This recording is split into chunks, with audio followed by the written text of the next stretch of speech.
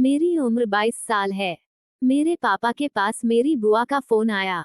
उन्होंने बताया कि उनके घर पर एक कार्यक्रम रखा गया है और उन्होंने पापा और मम्मी को आने का निमंत्रण दिया। उस दिन रविवार था। हम दोनों भाई बहन यानी मैं और रीना घर पर अकेले थे। शाम के लगभग 5 बजे होंगे जब पापा ने मुझे बुलाया और कहा, कमल, तुम्हारी बुआ का फोन आया था। उनके घर एक कार्यक्रम है। मैं और तुम्हारी मम्मी वहां जा रहे हैं। तुम अपनी बहन के साथ घर पर ही रहना। मैंने पापा से कहा, पापा, मैं भी आपके साथ चलना चाहता हूँ, लेकिन पापा ने साफ मना कर दिया। अगर तुम भी चलोगे तो तुम्हारी बहन घर पर अकेली रह जाएगी। ऐसा नहीं हो सकता। मैंने पापा की बात पर सोचा और जवाब दिया, पापा, आपकी बात सही है, आप लोग आराम से चले जाइए। मैं और रीना घर पर ही रहेंगे। मेरी बहन रीना देखने में बहुत ही खूबसूरत है। उसकी उम्र उस समय 19 साल है और उसकी सादगी और मासूमियत और भी उसको खास बनाती है। थोड़ी देर बाद मम्मी और पापा बुआ के घर चले गए। उनके जाने के बाद रीना ने खाना बनाया। हमने साथ बैठकर खाना खाया। उसी समय पापा का फोन आया। पापा ने कहा, हम आज रात वापस नहीं आ पाएंगे। तुम दोनों खाना खाकर सो जाना। मैंने पापा से कहा, ठीक है पापा, आप लोग आराम से आना। यहाँ सब थोड़ी देर बाद हमने खाना खत्म कर लिया और फिर सोने की तैयारी करने लगे। आमतौर पर मैं और रीना अलग अलग कमरों में सोते थे, लेकिन उस दिन हम दोनों ने एक ही कमरे में सोने का फैसला किया। रात के करीब 1 बज रहे थे। मैं लेटा हुआ था लेकिन नींद नहीं आ रही थी। मेरी आंखें बंद थी, मैं पूरी तरह सोया नहीं था। अचानक मुझे ऐसा लगा कि मेरी बहन रीना कमरे से बाहर जा रही है। पहले तो मुझे लगा कि यह मेरा वहम होगा। मैंने इस बात पर ज्यादा ध्यान नहीं दिया और आंखें बंद कर ली, लेकिन थोड़ी ही देर बाद जो मैंने फिर से आंखें खोली तो देखा कि रीना दरवाजा खोल रही थी। ये देखकर मैं सोच में पड़ गया। इतनी रात को रीना कहाँ जा रही है, लेकिन फिर मैंने ये सोचकर ध्यान नहीं दिया कि शायद बाथरूम जा रही हो। काफी देर हो चुकी थी, लेकिन रीना अभी तक वापस कमरे में नहीं आई थी। मुझे चिंता होने लगी, इसलिए मैं रीना को खोजने के लिए उसके पीछे पीछे चल पड़ा। मैंने पूरे घर का कोना कोना देखा, लेकिन पूछा, कहीं दिखाई नहीं दी। आप मेरी परेशानी और बढ़ गई। मैं सोचने लगा, आखिर इतनी रात को रीना कहाँ जा सकती है। तभी मुझे ख्याल आया कि शायद पर छत पर हो। मैं तुरंत छत की ओर गया और वहां मैंने देखा कि मेरे घर के बगल का लड़की के साथ बैठकर बातें कर रही थी। उनकी बातों से ऐसा लग रहा था कि एक दूसरे को काफी अच्छे से जानते थे। मुझे यकीन नहीं हो रहा था कि मेरी बहन, जो हमेशा शांत और समझदार रहती थी, इस तरह छुप छुप कर किसी से मिलने आ सकती है। उस समय मैंने चुपचाप खड़े होकर सब कुछ देखा। रीना को अभी तक पता नहीं था कि मैं उसे देख रहा हूँ। मेरे दिल में गुस्सा और हैरानी दोनों थी, लेकिन मैंने खुद को शांत रखो। बिना कुछ बोले मैं धीरे धीरे वापस अपने कमरे में आ गया। कमरे में आकर मैंने सोने का नाटक किया, लेकिन मन में बेचैनी थी। मैंने लगभग 20 मिनट तक रीना का इंतजार किया। आखिरकार रीना कमरे में आई। उसने बिना कोई आवाज किए अपने बिस्तर पर जाकर सोने की कोशिश की। मैंने देखा सोने का नाटक कर रही है, लेकिन मैंने चुप रहना सही नहीं समझा।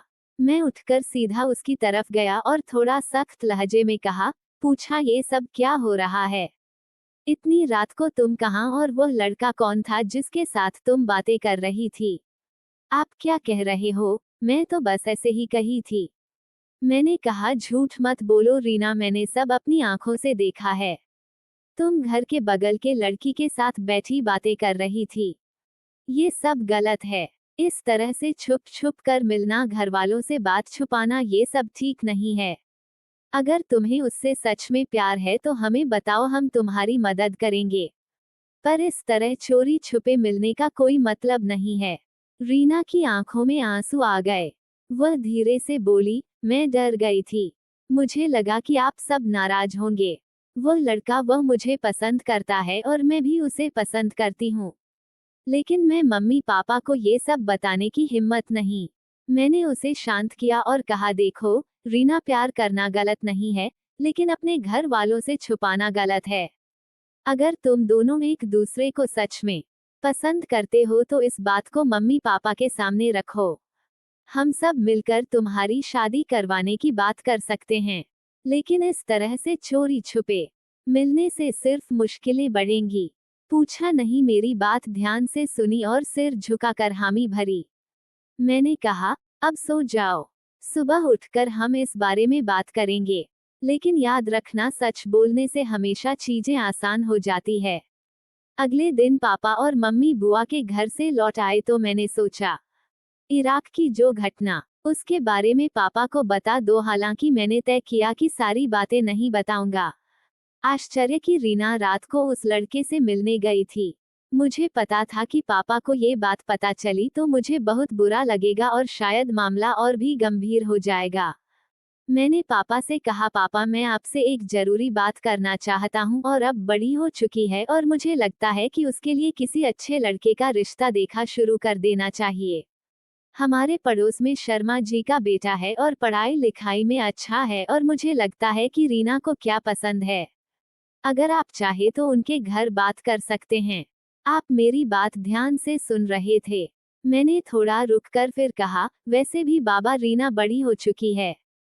ये सही समय है कि उसके लिए किसी अच्छे लड़के का रिश्ता तय किया जाए। अगर आप कहें तो मैं शर्मा जी से बात कर सकता हूँ। मेरे मन में उम्मीद थी कि पापा मेरी बात से सहमत और इस पर विचार करेंगे, लेकिन उनकी प्रतिक्रिया ने मुझे चौंका दिया। आपने गहरी सांस ली और गंभीर ने कहा, रोहन तुम्हें अभी इन बातों की चिंता करने की जरूरत नहीं है। मुझे मालूम है कि रीना की शादी कब करनी है और कब नहीं। उसकी शादी की बात करना अभी जरूरी नहीं है। पहले वह अपनी पढ़ाई पूरी करेगी, फिर उसके बारे में सोचा जाएगा। तुम इन बातों से दूर रहो। मुझे सब पता है कि क्या करना है। आपा के शब्द सुनकर मैं एक चुप हो गया। मुझे समझ आ गया कि पापा ने पूछा कि जिंदगी को लेकर पहले ही कुछ योजनाएं बना रखी है और उन्हें किसी तरह का हस्तक्षेप पसंद नहीं है। मैंने सिर हिलाते हुए कहा, ठीक है पापा, जैसा आप चाहें वैसे ही करेंगे। उस बातचीत के बाद मैंने इस विषय पर पापा से फिर कभी चर्चा नहीं की, लेकिन मेरे मन में हल्की चिंता बनी रही और वह लड़का शायद अभी भी एक दूसरे से बात कर रहे होंगे। मैंने सोचा, पापा ने सही कहा है, हमें इस समय उसकी पढ़ाई पर ध्यान देना चाहिए। बाकी सब बाद में देखा जाएगा। इसके बाद के कुछ दिन ऐसे ही निकल गए। घर में सब कुछ सामान्य चल रहा था, लेकिन एक दिन ऐसा हुआ कि मम्मी पापा नानी के यहाँ गए थे। घर पर मैं रीना ही थे। मैंने देखा कि रीना कॉलेज जाने का बहाना बना रही थी, लेकिन असल में वह उस लड़के से मिलने जा रही थी। ये देखकर मुझे बहुत गुस्सा और दुख हुआ। मैंने सोचा कि इस बार उसे समझाना बेहद जरूरी है। जब वह वापस घर आई तो मैंने उसे कमरे में बुलाया और कहा, रीना ये सब जो तुम कर रही हो बिल्कुल गलत है। तुम्हें पता है ना, मम्मी पापा को अगर यह सब पता चला तो वह बहुत नाराज होंगे। मैं तुमसे आखिरी बार कह रहा हूँ, इस सब को भी खत्म कर दो वरना मैं सब कुछ पापा को बता दूंगा। ऊंचा मेरी बात सुनकर डर गई।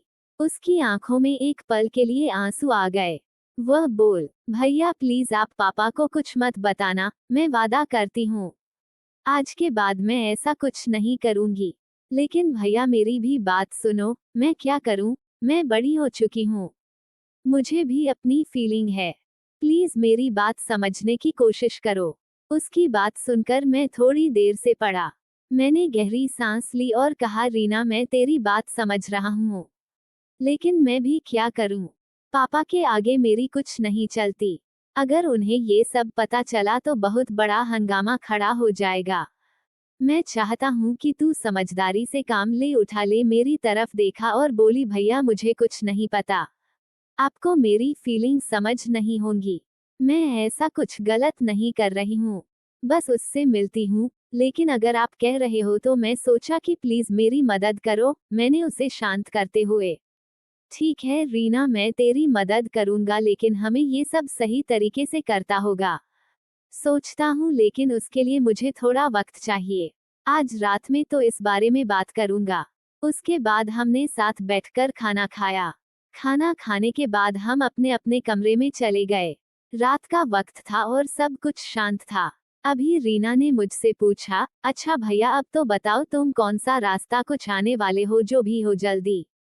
मैंने पूछा कित कंप्यूटर से देखा और कहा, रीना पहले तुम मुझे सच सच बताओ, ये सब जो चल रहा है इसमें सच क्या है? तुम्हें वह लड़का सच में पसंद है या फिर वह तुम्हें किसी तरह से ब्लैकमेल करना बहुत जरूरी है? तभी मैं तुम्हारी मदद कर पाऊंगा। पूजा ने मेरी आंखों में देखा और धीरे धीरे बोली, भैया वह लड़का मुझे सच में पसंद है। वो मुझे कभी नहीं करता। मैं उससे शादी करना चाहती हूँ क्योंकि मुझे यकीन है कि मैं उसके साथ बहुत खुश रहूंगी। अच्छा इंसान है और अच्छी कमाई करता है कि मैं आपसे बार बार कह रही हूँ कि पापा से रिक्वेस्ट करें और मेरी शादी उससे करवा दो। प्लीज मेरी मदद करो। मैंने उसकी बात ध्यान से सुनो और कुछ देर से मैंने कहा, ठीक है रीना, अगर तुम्हारा मन साफ है और तुम्हें यकीन है कि वह लड़का तुम्हारे लिए सही है तो मैं पापा से एक बार फिर बात करूंगा। इस बार मैं सारी बातें सब सच बता दूंगा। यह मामला अब ज्यादा समय तक छुपा कर नहीं रखा जा सकता। अगले दिन जब पापा घर आए तो मैंने मन में ठान लिया था कि आज सब कुछ साफ साफ बता दूंगा। मैं उनके पास गया और हाथ जोड़कर कहा, पापा मैं आपसे एक जरूरी बात करना चाहता हूँ। ये बात रीना से जुड़ी है और मुझे लगता है कि आपको जाना चाहिए। पापा ने मेरी तरफ हैरानी से देखा और बोले, क्या बात है रोहन? ऐसी क्या बात है जो तुम इतनी गंभीरता से कह रहे हो? मैंने गहरी सांस ली और कहा, पापा रीना को हमारे पड़ोस का जो लड़का है वो बहुत पसंद है और वह भी रीना को पसंद करता है। लड़का अच्छा इंसान है, पढ़ा लिखा है और अच्छी नौकरी भी करता है। रीना ने मुझसे कहा कि वो उसी से शादी करना चाहती है। पापा मैं आपसे हाथ जोड़कर विनती करता हूँ कि उसकी बात पर ध्यान दें। रीना सच में उसके साथ खुश रहेगी। इतना कहते कहते मेरे अंदर का डर और चिंता साफ झलक रही थी। तभी पूछा भी पीछे से आ गई। उसकी आंखों में आंसू थे। अब आप कह रहे शादी करना चाहती हो?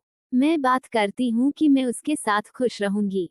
प्लीज पापा। मेरे पापा ने पूछा कि आंखों से बहते आंसू देखे और थोड़ी देर के लिए शांत हो गए। फिर उन्होंने गहरी सांस लेकर कहा, ठीक है, अगर तुम दोनों का मन साफ है और तो वाकई उस लड़की के साथ खुश रहोगी तो मैं तुम्हारी शादी के बाद चला लूंगा। लेकिन मुझे पहले ये देखना होगा कि वह लड़का कैसा है और उसका काम धंधा क्या है। अगले दिन पापा उस लड़के के घर गए। उन्होंने लड़के से मुलाकात की, उसका व्यवहार देखा और यह भी पता किया क्या काम करता है। पापा ने उसकी मेहनत और ईमानदारी को देखकर कहा, ये लड़का ठीक है। अगर रीना इसे पसंद करती है तो मुझे कोई आपत्ति नहीं। इसके बाद हमने जल्दी ही रीना की शादी की तारीख तय कर दी। 1-2 महीने बाद रीना की शादी धूमधाम से हो गई। उस दिन रीना की खुशी उनके चेहरे पर साफ झलक रही थी। आज रीना अपने पति के साथ बहुत खुश है। उसके जीवन में सब कुछ ठीक चल रहा है।